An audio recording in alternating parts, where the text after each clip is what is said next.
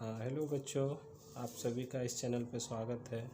जैसा कि आप सभी जान रहे हैं कि इस बार झारखंड एकेडमिक काउंसिल जो एग्ज़ाम लेने जा रही है +2 का, जिसमें क्वेश्चन का पैटर्न बदल दिया गया है, जिसके लिए झारखंड बोर्ड ने सेट्स निकाले हैं। झारखंड बोर्ड से अभी तक 2 सेट्स निकाला है और आपको 5 सेट झारखंड बोर्ड से निकलेगी। तो मैं आपको इस सेट का सॉल्यूशन बताने जा रहा हूँ, जिससे कि आप सभी को फ़ायदा हो। देख रहे हैं कि इस बार जो क्वेश्चन का पैटर्न होगा, जिसमें कि 30 मल्टीपल चॉइस क्वेश्चन होंगे तथा 10 fill in the blanks type question होंगे और सभी 1 मार्क्स का होगा। सेक्शन बी में 10 क्वेश्चन होगा 2 मार्क्स का। सेक्शन सी में 4 मार्क्स का 5 क्वेश्चन होगा। तो सेक्शन डी में 6 मार्क्स का 4 क्वेश्चन होगा। ठीक है,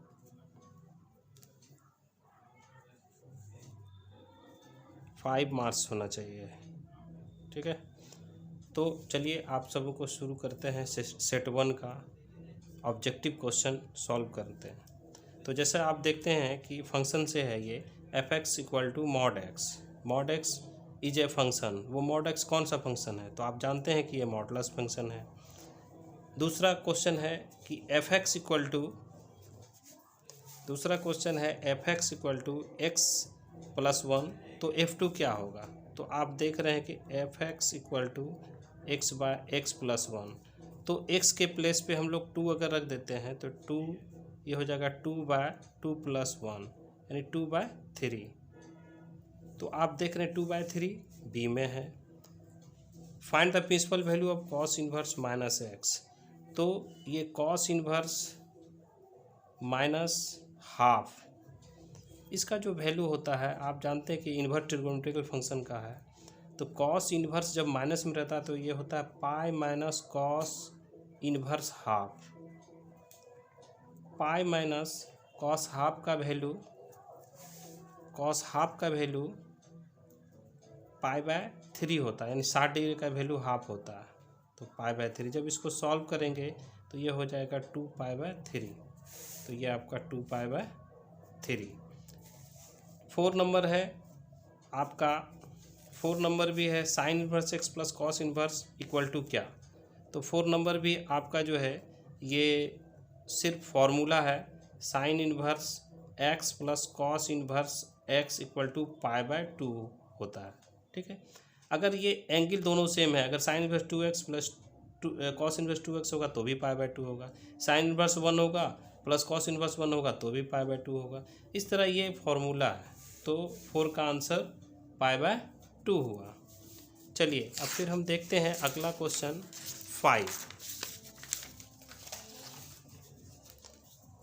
5 में है। ये मैट्रिक्स का प्रॉब्लम है। मैट्रिक्स है कि A = 3, 6, 5 - 4। आपको 2A का वैल्यू लेना है तो 2A = क्या हो जाएगा? 2 से मल्टीप्लाई कर देंगे। सभी एलिमेंट को 2 से मल्टीप्लाई करते हैं तो ये होता है 2 × 3 = 6, 6 × 2 = 12, 5 × 2 = 10, 4 × 2 = 8 यानी -8। ये आपका आंसर है। अब इसमें से देखिए कौन सा है? 6, 12 ये वाला आंसर है, ए आंसर है। 6 नंबर अब आप आइए। 6 नंबर में ये डिटर्मिनेंट का क्वेश्चन है। 6 आप देख रहे हैं कि x + y, y + z और z + x ये दिया हुआ है। z x y 1 1 1। तो इसको सॉल्व करने के लिए हम क्या करते हैं कि ये R1 में R1 + R2 कर देते हैं। R1 के प्लेस पे इस दोनों को जोड़ देते हैं, ये R1 और ये R2। तो ये हो जाएगा मेरा x + y + z, x + y + z, x + y + z। ये हो गया z x y 1 1 1। तो जब x + y जो है फर्स्ट रो से कॉमन लेते हैं, x + y + z common from R1, therefore x plus y plus z, और ये 1 1 1 जेड एक्स वाई 1 1 1। आप जानते हैं कि प्रॉपर्टीज़ ऑफ डिटर्मिनेंट में है, जब दो रो या दो कॉलम इक्वल हो जाए तो उसका वैल्यू, उस डिटर्मिनेंट का वैल्यू ज़ीरो हो जाता है। तो x plus y plus z into zero equal to zero. मैं इतना इसलिए बता दिया क्योंकि ये 2 मार्क्स का भी हो सकता है। तो इस दैट इज़ आंसर सी। उसके बाद फिर हम लोग आते हैं 7 नंबर क्वेश्चन। 7 नंबर क्वेश्चन जो है वो है d by d x tan inverse x plus cot inverse x. ये इनवर्स ट्रिग्नोमेट्रिकल का फॉर्मूला है, यानी ये जो वैल्यू है डी बाई डी एक्स और ये होता है पाई बाई 2। आप जानते हैं कि किसी भी कांस्टेंट का डेरिवेटिव ज़ीरो होता है, तो इसका आंसर हो गया 7 का ए। 8 नंबर में आइए, y equal to cos log x. जैसा कि आप सभी जानते हैं कि जब इसको डिफरेंशिएट करेंगे with respect to x then we get, तो आप देखोगे कि जैसे ही ये करते हैं d y by d x d cos log x by d x, तो कॉस का जो एंगल है वो लॉग एक्स है, तो कॉस के साथ एक्स नहीं है, लेकिन बट कॉस का डिफरेंशिएशन होता है साइन एक्स। तो ये देखते हैं क्या एक्स है, एक्स नहीं है, तो लॉग एक्स का डेरिवेटिव 1 बाय एक्स, यानी लॉग एक्स का फिर अगेन डिफरेंशिएशन किए तो ये हो गया minus sine log x by x. इसमें से जो है 8 नंबर में आपका minus sine log x by b answer हो गया। 9 नंबर आपका कहता है, 9 नंबर कहता है कि d by d x e to the power log x, तो डी बाई डी एक्स यानी d by d x e log x, इसका डेरिवेटिव क्या होगा? तो आप जानते हैं कि e to the power log x x के इक्वल होता है ना। तो हम लोग देख रहे हैं कि डी बाई डी एक्स और ये इसके बदले पूरा एक्स हो गया, तो डिफरेंशिएशन हो गया 1। तो 9 का आंसर है 1 कहाँ पे? ए में, ए हो गया। ये जानते हैं 10 नंबर है आपका y equal to 2x then y d y by d x, तो 10 नंबर है आपका y इक्वल टू 2x। जब इसका डेरिवेटिव करोगे x के रिस्पेक्ट में तो ये जस्ट फॉर्मूला है, ax का होता है ax log a, तो इसका हो जाएगा 2x log 2। अब यहाँ पर 10 में देखिए 2x log 2 कहाँ पे? सी आंसर है। ठीक है, आप सब देख रहे हैं। अब आइए, ये कहता है 10 नंबर, 10 में क्या है, सॉरी 11 नंबर, 11 में है कि x square plus y square plus 2y equal to 15, तो d y by d x क्या है ना। तो आप लिखते हैं 11 नंबर, 11 नंबर हम लोग सॉल्व करते हैं, तो x square plus y square आपका है प्लस 2y इक्वल टू 15। जब इसको डिफरेंशिएट करेंगे तो प्लस का रूल पहले लगेगा, addition rule, d y by d x square d x plus 2 d y by d x equal to d 15 by d x. जैसा कि आप जानते हैं कि ये पावर रूल है, तो 2x to the power 2 minus 1, ये वाई स्क्वायर है 2y 2 माइनस 1, चूँकि ये x y है x नहीं है, तो x के रिस्पेक्ट में करेंगे तो फिर यहाँ पे हो जाएगा d y by d x plus 2 d y by d x. ये जो है मेरा कांस्टेंट का 0 होता है, तो ये हो गया 2x plus 2y d y by d x plus 2 d y by d x equal to 0। जैसा कि आप देख रहे हैं कि d y by d x निकालना, तो d y by d x common ले लिए इससे और इससे, तो ये हो गया 2y प्लस 2 और इधर 2x को इधर लाए तो माइनस 2x। फिर जो है हम लोग यहाँ पर हो गया d y by d x equal to minus 2x और ये 2 कॉमन लेते हुए y plus 1, 2 cancel, minus x by y plus 1। तो आप देख रहे हैं कहाँ है, minus x by y plus 1, A number. ठीक है, अब यहाँ पे फिर देखिए ये जो क्वेश्चन है आपका 11 नंबर। अब आप देख रहे हैं कि y equal to cos inverse x cube है ना, तो इन्वर्स में जब आप y equal to cos inverse x cube का डेरिवेटिव करते हैं तो एक्स के रिस्पेक्ट में जब करते हैं तो ये होता है D cos inverse x cube by d x. Cos inverse का डिफ्रेंशिएशन होता है 1/√1 माइनस एक्स स्क्वायर, बट यहाँ पे एक्स क्यूब है तो एक्स क्यूब का होल स्क्वायर करना होगा, बट एक्स है एक्स नहीं है तो एक्स का डेरिवेटिव हो गया 3x²।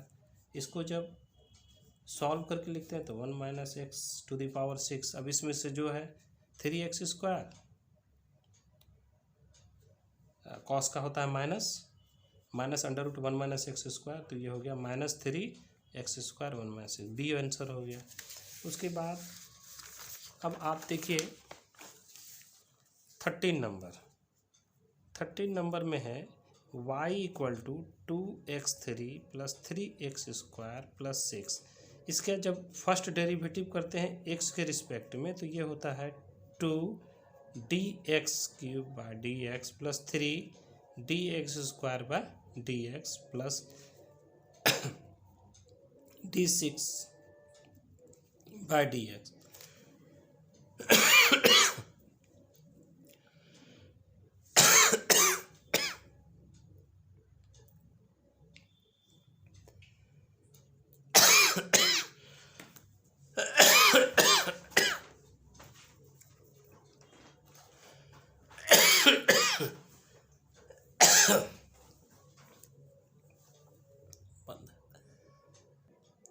तो हम लोग थे 13 पे y = 2x³ + 3x² + 6। मतलब ये है कि प्लस का रूल, एडिशन का रूल लगेगा तो 2x³ यहाँ पर कांस्टेंट को बाहर की x³ dx, 3dx² / dx, d6x / dx।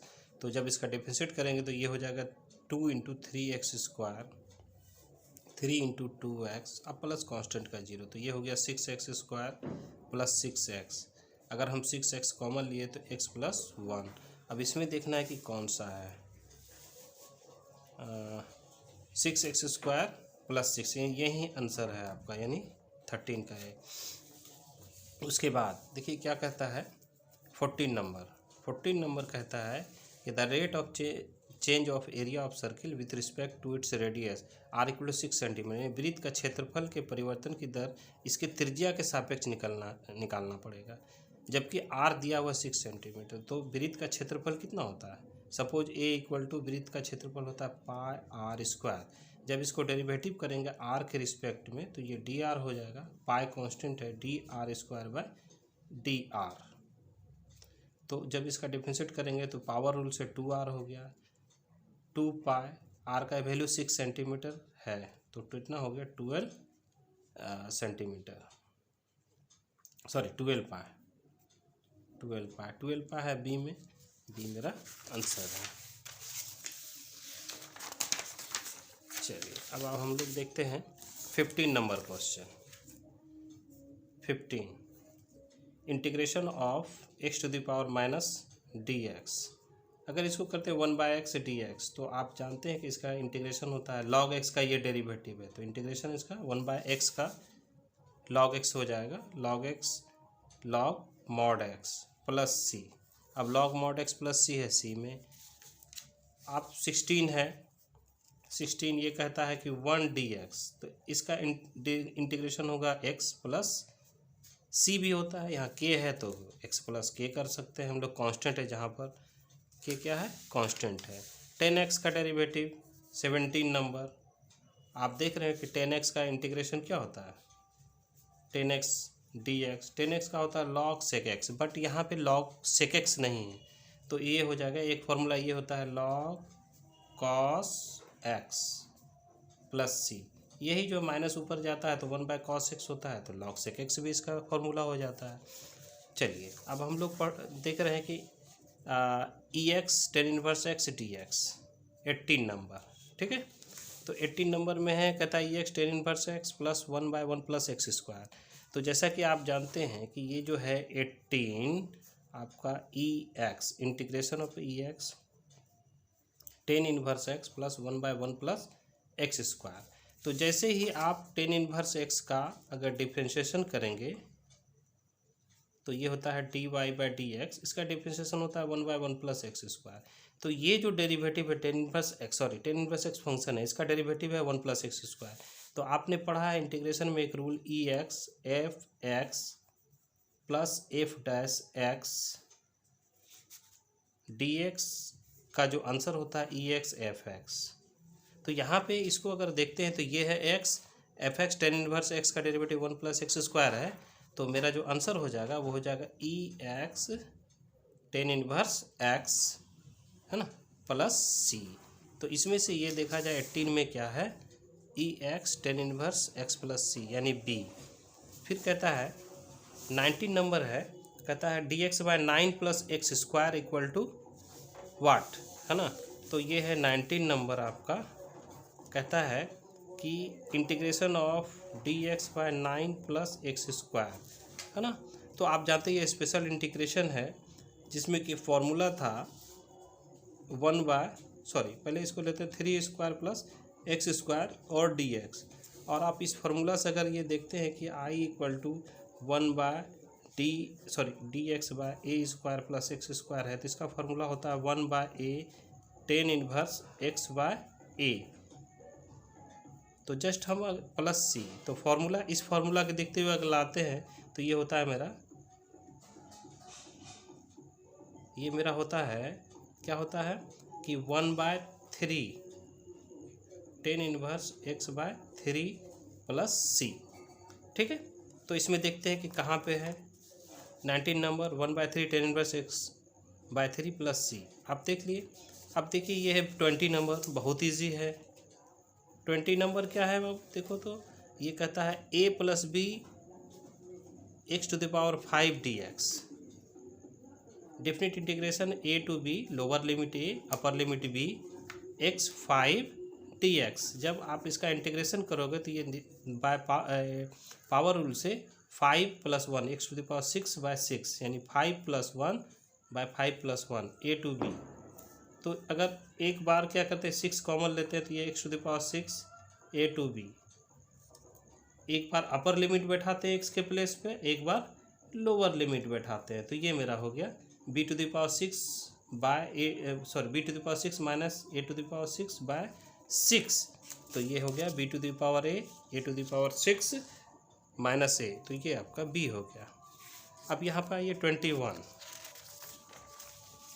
21 कितना है, 21 है lower limit 2 4 upper limit 4 1/x dx। तो जैसा कि आप जानते हैं इंटीग्रेशन, ये डेफिनेट इंटीग्रेशन है 2 to 4 1/x dx। जब इसका हम डेरिवेटिव लेते हैं इंटीग्रेशन करते हैं तो ये होता है log x, है ना, 2 4। अपर लिमिट पहले x के प्लेस पे बैठाएंगे log 4 - log 2। तो जब ये log 2 to the power 2 करें 2 × 4 log 2। जैसा कि आप जानते हैं m to the power n log m to the power n n log m होता है, तो ये हो जाता है 2 log 2 - log 2। तो आप देख रहे हैं कि 2 log 2 में से 1 सब्ट्रैक्ट हो जाएगा, घट जाएगा, तो कितना बचेगा, सिर्फ log 2। तो यानी कि आपका जो है ये आंसर हो जाएगा 21 का log 2 ए नंबर। उसके बाद है कि the order of the differential equation dy/dx + 5x² dy/dx + 5y = 0। तो आप जानते हैं कि ऑर्डर का जो डिफिनेशन है वो कहता है कि किसी भी डिफरेंशियल इक्वेशन में जितना टाइम से डेरिवेटिव किया हो वही उसका ऑर्डर होता है। तो आप देख रहे हैं इसमें एक बार डेरिवेटिव है dy/dx, इसलिए इसका ऑर्डर क्या हो जाएगा 1। अब यहाँ कहता है कि 23 है, कहता है y = x² + 2x + c को अवकल समीकरण बनाना है, यानी कि डिफरेंशियल इक्वेशन बनाना है। तो बहुत इजी है, सिर्फ इसको डेरिवेटिव कर देंगे तो ये आपका 23 हो गया y = x² + 2x + c। जब इसको डिफरेंशिएट करेंगे x के रिस्पेक्ट में dy/dx = dx² + 2dx/dx + dc/dx। तो जैसा कि आप जानते हैं कि ये हो गया dy/dx, x² का होता है 2x + 2 और कांस्टेंट का होता है 0। तो आप देख रहे हैं इसमें जो क्वेश्चन है ये चॉइस जो है उसमें है -2x - 2 = 0। तो आप इसमें आप देखिए कहाँ से आता है, ये सी वाला आंसर हो गया। ठीक है, और 24 में अब आते हैं हम लोग। 24 में कहता है कि मैग्नीट्यूड निकालना है -i+2j+3k का 3k का मैग्नीट्यूड क्या होता है ना। तो आप जानते हैं कि ये जो है आपका -i+2j+3k मैग्नीट्यूड निकालने का प्रोसेस है कि अंडर रूट जो i का कोएफिशिएंट है 1 का स्क्वायर -1 का स्क्वायर 2 का स्क्वायर प्लस 3 स्क्वायर, तो ये हो जाएगा 1 + 4 + 9, ये टोटल कितना हो जाएगा 14 होता है। 14 जो है इसमें डी लगा देंगे। चलिए 24 हो गया। अब आप आइए 25 में। 25 क्या कहता है? 25 में क्वेश्चन है कि यदि a = if a = 3i - 2j + k और b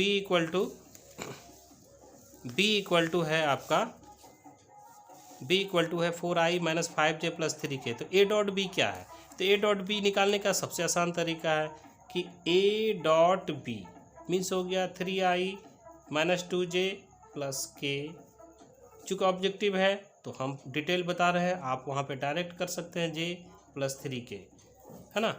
तो देखिएगा कि ये i का मल्टीपल 3 है, इसका 4 है सेकेंड का, प्लस का साइन देंगे, इसका है j का मल्टीपल -2, ये हो गया -5। आप देख रहे हैं इसका 1 है और इसका है 3, तो देखिए 3 4 -2 -5 k × 1। चूँकि i डॉट i 1 होता है, बाकी किसी से अगर डॉट प्रोडक्ट निकालेंगे तो वो 0 हो जाएगा, तो i वाला ही मल्टीप्लाई हो जाएगा कोएफिशिएंट। तो ये हो गया 12 और ये हो जाएगा प्लस कितना 10 और ये हो जाएगा कितना 3, तो आपका 25 आंसर हो जाएगा। आप 25 में टिक लगा दीजिए। 26 26 आप जानते हैं कि the direction cosine of Z axis, यानी जेड अक्ष की दिक् कोज्या क्या है? तो जेड अक्ष में आपका एक्स एक्सिस 0 हो जाता है, वाई एक्सिस 0 हो जाता है और 1 हो जाता है, तो ये सी वाला आंसर होगा जेड एक्सिस पे। अगर कोई पूछे वाई एक्सिस पे क्या है, तो वाई एक्सिस पे आप जो है एक्स 0 कीजिएगा, जेड 0 कीजिएगा, यानी यहाँ पे जेड एक्सिस कर रहा है तो जेड एक्सिस पे डिस्कस करते हैं हम लोग 0 0 1। और 27 में आप निश्चित जानते हैं इसमें सी आंसर हो गया।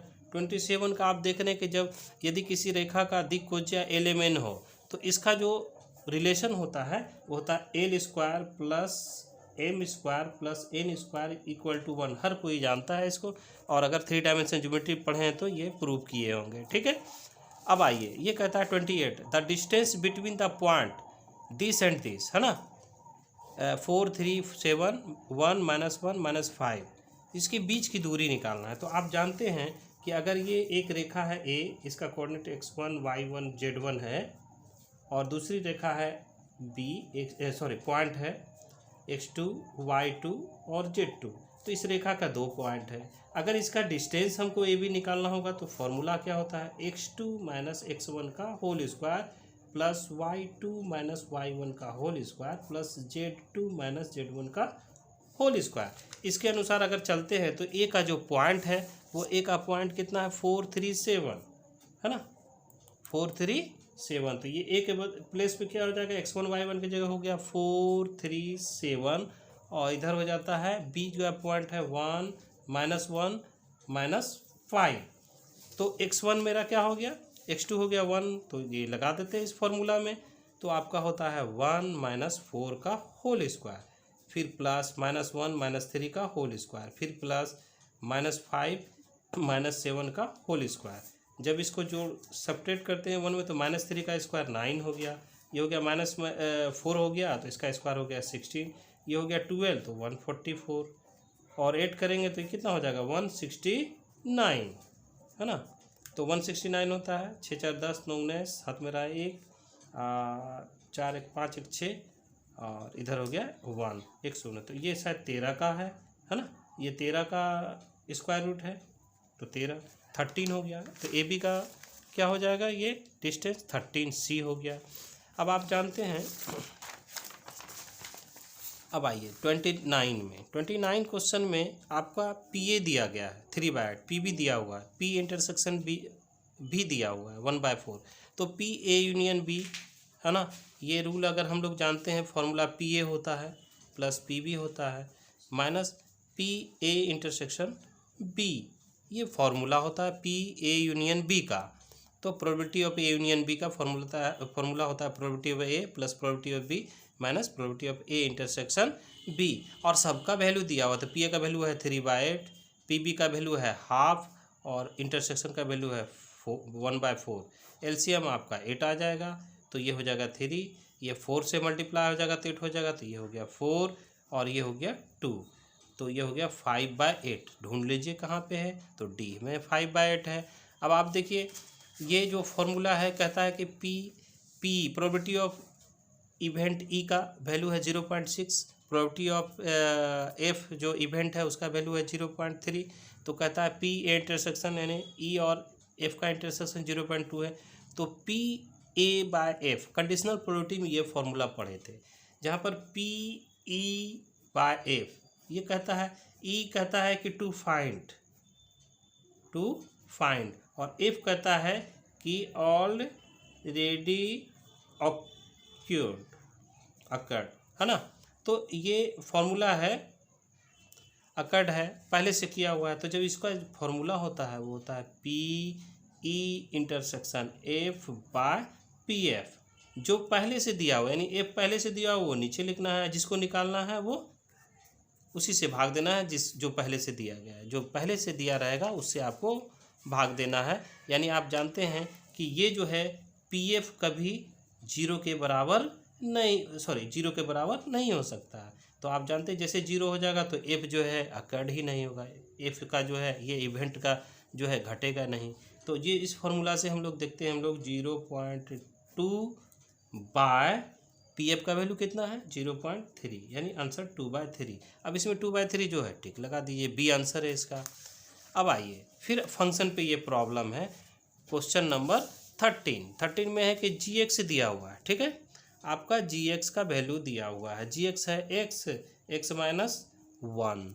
अब इसमें कहता है जी -3 निकालिए, तो अगर लेफ्ट साइड में -3 बैठा रहता है यहाँ भी -3 देना होगा, -3 -1 तो -3/-4 यानी 3/4, तो ये जो वैल्यू हो जाएगा इसका वैल्यू हो जाएगा 3/4।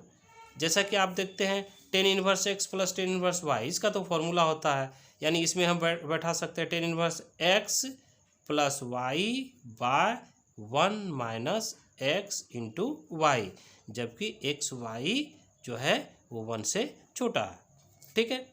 उसके बाद क्या है कि 31 में क्या है, 31 में फॉर्मूला है तुम्हारा, ये देखिए ये आपका 31 जो है ये जस्ट फॉर्मूला है, तो ये फॉर्मूला जो होता है वो होगा क्या, आपका x हो जाएगा, ठीक है, √a² - x² / 2 plus a² / 2 sine inverse x/a plus c, है ना, ये फॉर्मूला होता है इसका, तो ये जस्ट फॉर्मूला है। 34 में आइए, 34 में कहता है कि i = ये फिर डेफिनेट इंटीग्रेशन है, π/4 1/1 प्लस x², तो 1/1 प्लस x² है, इसका जब इंटीग्रेशन करते हैं तो ये होता है tan इनवर्स x का फॉर्मूला है, ये लोअर लिमिट 4 और अपर लिमिट π/4, तो जब आप इसको x का वैल्यू पुट करते हैं, एक बार अपर लिमिट और एक बार लोअर लिमिट, तो अपर लिमिट का जो वैल्यू tan इनवर्स π/4 यानी 1 का वैल्यू हो जाएगा, इसका 0 हो जाएगा, तो ये हो गया 1। यानी आप देख रहे हैं कि ये जो आपका 34 नंबर है इसका आंसर क्या हो जाएगा, आप इसको बना के भी दिखा सकते हैं, किस तरह बनाए, तो हम लोग ये हो गया 1। कहता है कि the solution of differential equation, अब ये आप देखिए कि ये जो क्वेश्चन है कि the solution of differential equation dy/dx = 1/x, तो ये जो क्वेश्चन है ये वेरिएबल सेपरेबल का क्वेश्चन है, ठीक है, तो वेरिएबल सेपरेबल का क्वेश्चन है 35, तो 35 को जब हम लोग सॉल्व करते हैं तो ये हो गया मेरा 35, तो 35 में है कि dy/dx = 1/x, तो सबसे पहले आप इसका वेरिएबल सेपरेबल कीजिए, तो ये हो गया dy/dx, इधर हो गया dx/x, उसके बाद हम लोग इंटीग्रेशन कर देते हैं, इंटीग्रेशन करेंगे तो dy इधर हो गया dx/x, तो dy का इंटीग्रेशन हो गया y, इधर हो गया log x और प्लस c, ये इसका हो गया, क्या हो गया y = log x plus c, तो इसको हम लिख सकते हैं y = log x plus c, इसका हो गया, ठीक है। अब आप देखिए आई डॉट जे क्या होता है, जीरो होता है, चूँकि आई डॉट जे के साथ जो है थीटा कितना बनता है 90 degree, that is zero, cos 90 is zero, तो आई डॉट क्या हो जाएगा जीरो। चूँकि आप जानते हैं कि अगर आई डॉट जे हम लोग ले लेते हैं ये 36 में, तो लिखेंगे हम लोग क्या लिखेंगे, लिखेंगे मॉड आई मॉड जे और दोनों डॉट प्रोडक्ट, चूँकि ये perpendicular mutually perpendicular unit vector है तो इसका थीटा हो जाएगा 90 डिग्री, तो ये भी 1 ये 1 और ये 0 दैट इज 0, तो ये हो जाएगा मेरा 0। ए डॉट बी बराबर 0 then angle between a and b, तो आप जैसा कि जानते हैं कि ए डॉट बी बराबर 0 होगा तो दोनों के बीच क्या होगा, ये जो ए और बी है वेक्टर ये परपेंडिकुलर होगा, तो थीटा बराबर क्या हो जाएगा, एंगल क्या हो जाएगा, एंगल हो जाएगा आपका π/2 यानी 90 डिग्री। क्लियर है, तो 37 हम लोग देख लिए। अब आइए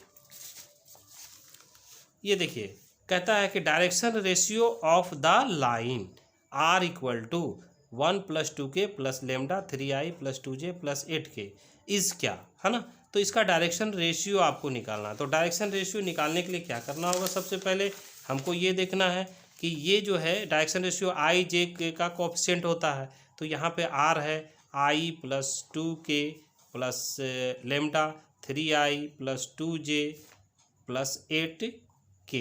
क्लियर है, तो यहाँ पे जो है आप i लेते हैं +2k हो गया और +3 लेमडा i हो जाता है, 2 लेमडा j हो जाता है, 8 लेमडा k हो जाता है। तो i के साथ एक साथ रखते हैं तो ये होता है i कॉमन, ये हो जाता है 1 + 3 लेमडा और उसके बाद j तो सेपरेटली है 2 लेमडा j हो गया, k के साथ यहाँ 2 से लिए यहाँ 8 लेमडा k। तो डायरेक्शन रेशियो ऑफ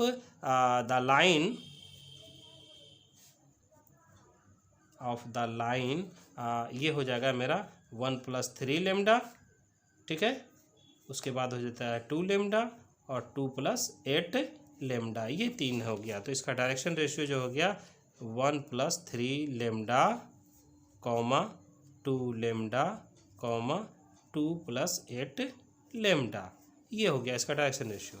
उसके बाद 39, अब ये कहता है PA/B = PB/A।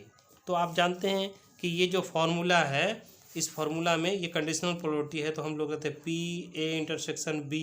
PA/B/PB और ये हो गया PB/A/PA। तो जैसा कि आप जानते हैं कि ये PA/B हो गया और ये हो गया PB, अगर इसको भी अगर लिख दें PA/B ही होगा, तो ये हो गया PA। अब ये ऊपर ऊपर कैंसिल, तो बचता क्या है PB = PA, that is PA = PB। तो इसको हम लोग लिख सकते हैं PA = PB, है ना, ये हो गया। अब यहाँ पे कहता है कि PA बराबर half P0 = probability of B = 0। तो जैसा कि आप देखते हैं कि P जो है A/B = हो जाएगा PA/B/PB और ये कंडीशन है कि PB प्रोबेबिलिटी ऑफ B कभी 0 के बराबर नहीं होता है। अगर 0 है तो B जो है डिफाइंड ही नहीं होगा, इवेंट जो है घटेगा ही नहीं, है ना। तो यहाँ कहते हैं B event is not possible.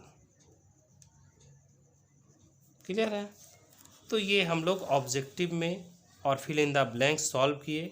उम्मीद है बच्चों आप लोग को फ़ायदा होगा इससे, आप ज़रूर इसको देखिए और ज़्यादा से ज़्यादा इस वीडियो को शेयर कीजिए ताकि और लोगों को फ़ायदा हो सके। शुभ रात्रि बच्चों। इसके बाद ये जो सेक्शन बी है हम अगले वीडियो में सॉल्व करके सेक्शन बी को डालेंगे, उसे भी आप सब देखिएगा ताकि इस मॉडल सेट से फ़ायदा आपको होने वाला है। चूँकि जैक बोर्ड ये अपना जैक बोर्ड द्वारा निकाला गया मॉडल सेट है, अगर आप इसको हल कर लेते हैं और इससे रिलेटेड सभी प्रॉब्लम को हल कर लेते हैं तो आपको निश्चित है कि सफलता मिलेगी और 100% मार्क्स भी ला सकते हैं। धन्यवाद।